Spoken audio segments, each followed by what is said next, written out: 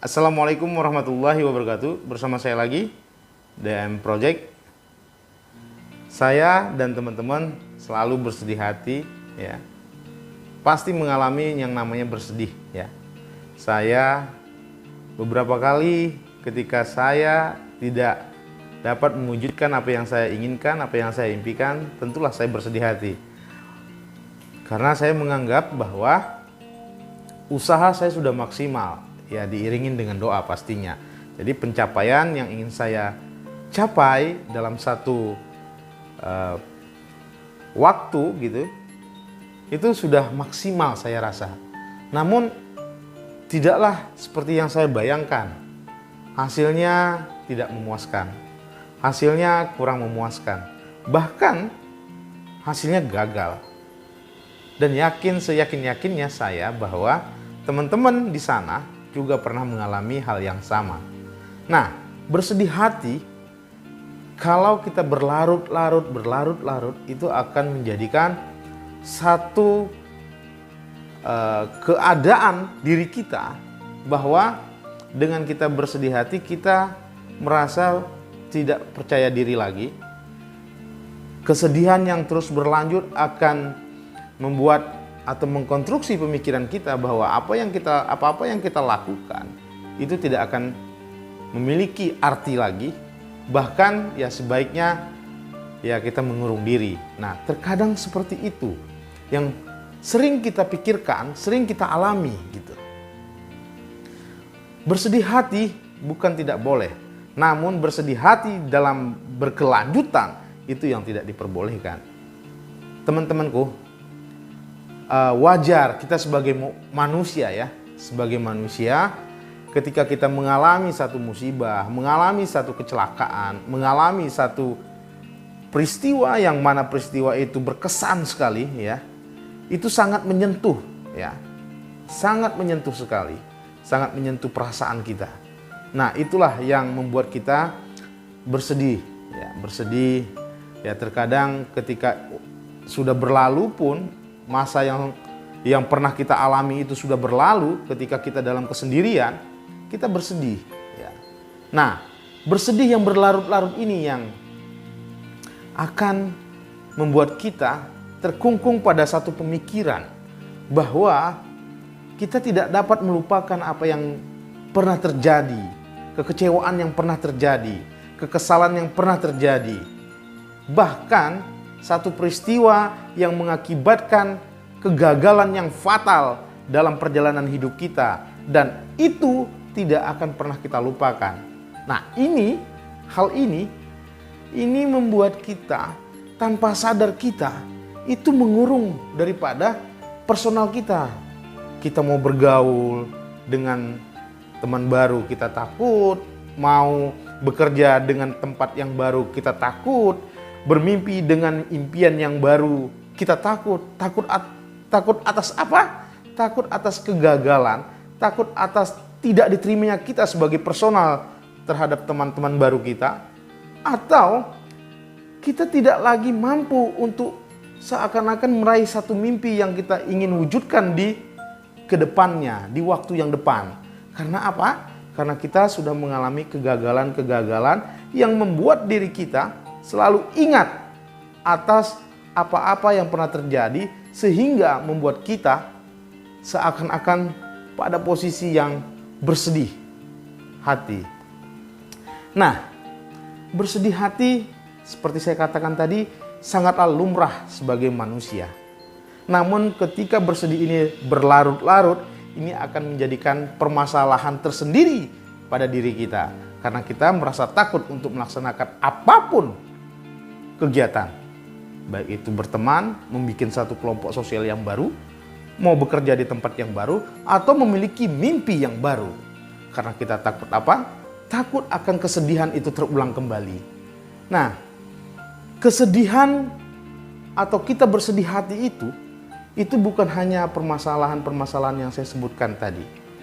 Ada permasalahan yang sangat prinsip ya. Misalnya permasalahan rumah tangga. Permasalahan rumah tangga yang beberapa dari teman kita, bahkan mungkin banyak dari teman kita, itu mengalami kegagalan-kegagalan dalam membina rumah tangga. Nah, ketika ditawarkan, ketika ada lagi yang menginginkan untuk bersama-sama menjalin satu hubungan untuk membangun sebuah rumah tangga, ketakutan itu ada. Takut gagal lagi gitu kan. Ya, takut gagal lagi.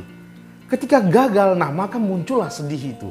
Nah, sedih yang berlarut-larut ini yang membahayakan kita. Yang seperti saya sampaikan tadi di awal. Nah, hal ini teman-teman, terkadang menjadi satu hal yang sangat penting dalam perjalanan hidup. Kenapa?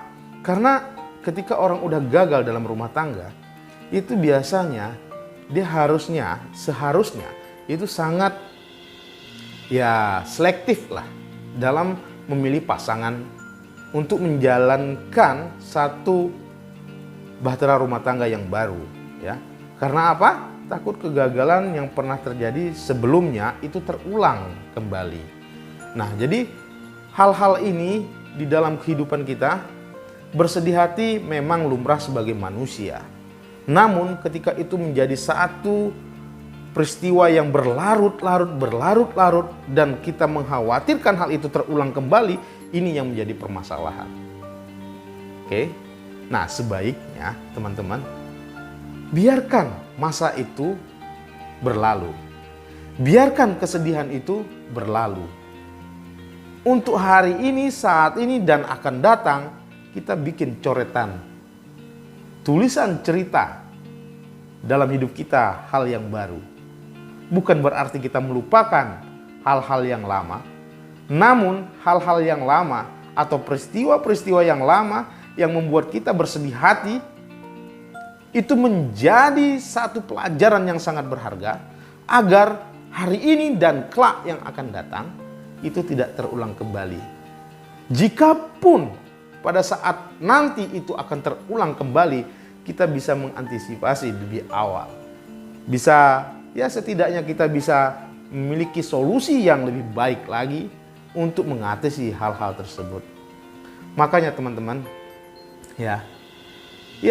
bersedih hati sehingga kita mencurahkan atau mengeluarkan air mata gitu ya, untuk menyesali atau mengasihi diri kita, mengasihani diri kita atas peristiwa yang terjadi. Itu kita curahkan dengan reaksinya adalah biasa menangis berurai air mata. Sedih atas kematian orang tua kita, sedih atas kematian istri kita, sedih atas kematian suami kita, sedih atas peristiwa yang terjadi pada anak kita, tetangga kita, sahabat kita, keluarga kita. Itu wajar sebagai manusia, sekali lagi. Namun kalau itu berlarut-larut, maka itu menjadi hal yang sangat mengganggu perjalanan hidup kita saat ini dan akan datang. Makanya sekali lagi saya tekankan bahwa bersedih hati wajar sebagai manusia, namun tidak boleh berlarut-larut, ya. Jangan berlarut-larut. Biarkan itu berlalu. Tampak matahari esok pagi akan terbit pasti. Ya. Pasti matahari akan terbit esok hari. Jangan takut matahari tidak akan terbit. Matahari terbit artinya masih ada harapan dalam menjalani kehidupan. Nah, bersedih hati itu terkadang itu dikarenakan oleh apa? Dikarenakan kita itu tidak sabar atas keadaan. Tidak sabar atas apa yang menjadi takdir kita. Tidak sabar dengan hal-hal yang menjadi ketetapan-ketetapan Tuhan. Kita tidak sabar, teman-teman. Ya. Kita inginnya instan. Ya. Nah, makanya dengan keinginan kita yang instan itu, maka terjadilah sesuatu hal yang menyebabkan kita bersedih hati. Kita nggak terima atas takdir kita bahwa kita belum mendapatkan, katakan misalnya, kehidupan yang layak. Kita ingin melakukan sesuatu yang instan tadi, maka kita melakukan satu kegiatan yang di luar norma-norma, yang akhirnya apa? Hukum yang berlaku. Terjadi apa? Kita menyesali, terjadi penyesalan pada diri kita. Kita bersedih, kita apa? Kita mengorbankan keluarga kita, anak kita, istri kita, saudara-saudara kita. Nah, kita nggak terima dengan takdir yang ada. Sehingga kita menjalankan satu aktivitas yang instan. Jangan teman-teman. Ini menyebabkan kesedihan yang berkepanjangan. Ya, menyebabkan kesedihan yang berkepanjangan sehingga kita nggak paham diri kita ini sebenarnya maunya apa. Ya, teman-temanku sekalian, jangan sampai bersedih hati ini disebabkan sesuatu yang berkepanjangan, kesalahan sedikit atas keinginan kita yang instan itu. Jangan. Oke? Jadi salah satu penyebab daripada bersedih hati itu kita tidak menerima takdir, kita nggak mau sabar, ya. Seakan-akan kitalah yang paling menderita, sehingga kita melakukan sesuatu yang di luar normal, yang akhirnya terjadi sesuatu kejadian yang fatal yang tidak bisa kita lupakan, merugikan diri kita, merugikan lingkungan keluarga kita, seperti saya katakan anak, istri, keluarga, ya. Akhirnya itu yang terjadi. Nah, kita lalu bersedih yang berkepanjangan, penyesalan yang berkepanjangan. Jangan pernah kita melakukan hal-hal itu. Kita terima takdir kita.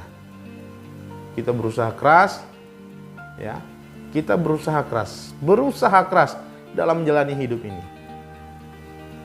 Hari esok pasti lebih cerah kalau seandainya kita berpikir dan kita melakukan aktivitas dengan semangat ingin maju. Oke. Saya DM. Assalamualaikum warahmatullahi wabarakatuh.